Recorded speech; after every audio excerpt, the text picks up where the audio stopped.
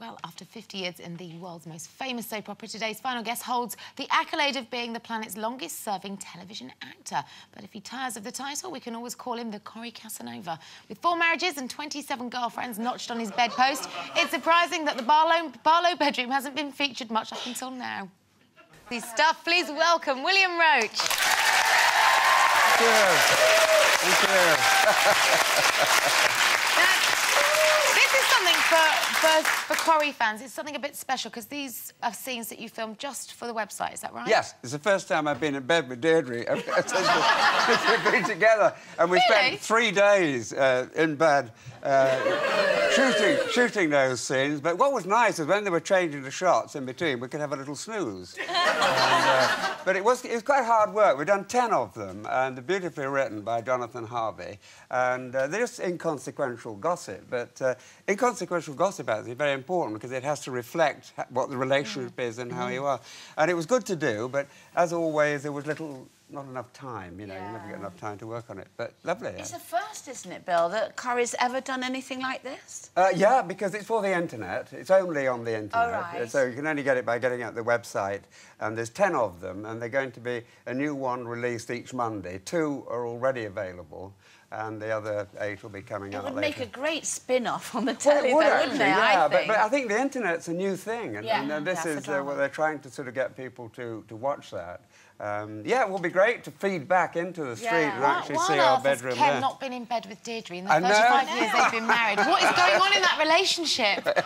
Well, is that the secret to their long success? Yeah, exactly. Well, we've both been in bed with other people. You have, you especially. Yes, so what did you think when they first put the idea to you? Do you think well, it was... you know, I mean, in the Barlows, I've got my alcoholic, bigamous son. I've got my daughter who's a murderess, and usually in the Barlows it's all sort of weeping and wailing, so it's really nice to have some little scenes that are just all on the comedy side. And Jonathan's such an amazing writer. And as you know, comedy is actually, it has to be very neat and precise, and you need a lot of time to do it. We didn't get enough time, but they're very good. We enjoyed doing them. Well, you have such a fantastic relationship with Anne. Oh, Annie's lovely. She's a lovely person. She's a big earth mother. She's always, if you want a pill for a headache, she's got that, you know, in a handbag. You've got everything there. And you know each other inside out, don't you? Inside out. Very. After 3 days in bed, yeah, you do know each other inside out. The John and Yoko of Weatherfield. Yeah, no, well, we do know each other very well, so that side of it was just totally natural and came very easily, yes. Because you often get into bed with actors that you don't know, but you didn't have any... Well, it's true. You do. Yeah. And, you didn't have any of that. Well, as actors, you never know. I mean, Stephanie Beacham and Joanna Lumley and things like that, yes. So, but, no, Deirdre's lovely, and I think Ken and Deirdre, whatever they've done, they love each other and they care about each other. And Jonathan Harvey has brought out those little nuances. Although Ken tries to be the intellectual, Stephanie Beacham, character on the barge, was the woman of his dreams. There she was, a beautiful, intellectual woman, but when it came to the crunch, you couldn't do it. Push comes to shove, you see, yes, you go back to Deirdre. No, back to Deirdre. So they are soulmates, and although he's always going on about wanting to read his books and she's always wanting to watch these shopping channels, they love each other. Yeah. And that's the important thing, isn't it?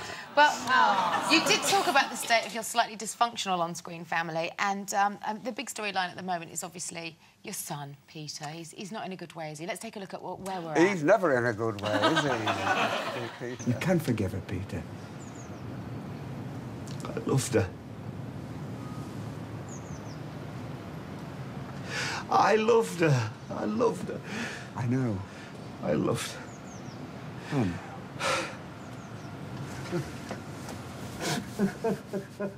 Oh, no, he's lovely. He's such a good actor, Chris Gascoigne. He's just great to work with. But, you know, I can't get over the writers on the street. They're just absolutely brilliant. We do 5 shows a week, 50 years, you know, it's had that. And the writing is as strong and as good as ever. And we saw a couple... Well, how long ago was it that your sons were on the street? Oh, but my 2 real sons, James and Linus, last year. Yeah, last year. And, yeah, there they are. And James is coming back in. Is he? Starts filming in a week's time, so it'll be in about 2 months' time. He's coming back for about a 2-month period.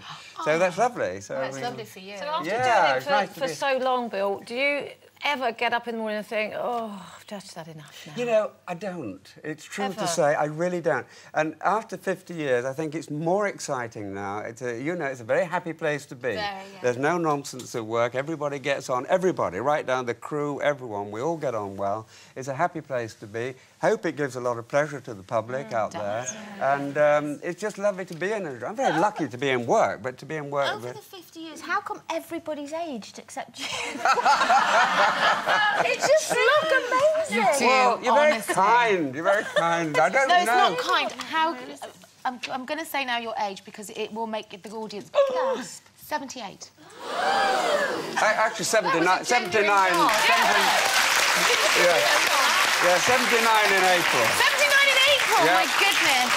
Is it work? Is it what? Is it the work that No, I keeps think you... it's bad living that's good for Bad you. living. Yeah. I love it. Yeah, That's I what don't I do like to any... hear. Don't do the right thing. Just Bodes well for you, Carol. everything in moderation. You know, it's like you were talking about drinking earlier. A little drink and a bit of fun is good, but getting drunk is not. You feel bad and it'll make you ill in the long. We've got a question for you here, Belle. Enjoy yourself. Enjoy yourself. This is from Tommy. It says, if you could bring back... And think about this seriously. Yeah. If you could bring back a character from the streets of history to return to the cobbles, who would it be and why? Well, present... I was going to say, present company accepted, of course. Yes. Blanche. Oh. I mean, you know, Maggie Jones, her comedy timing, the Alcoholics Anonymous meeting was classic. Coronation Street humour isn't being funny. It's taking a very serious situation, like the Alcoholics Anonymous, which is a wonderful organisation, and someone like Blanche saying, "What are you all whinging about?" You know, the wonderful lines. that she Thank can- you so... We couldn't agree more, but thank you so much for It's not coming by finishing. today. It's we not have finishing. to go No. because we've got important news. Before we say goodbye to you, Bill, Well- we've got a friend dropping by tomorrow. Guess who's back on the panel for one day only? Jay McDonald. That's live tomorrow, 12:30. Bye-bye.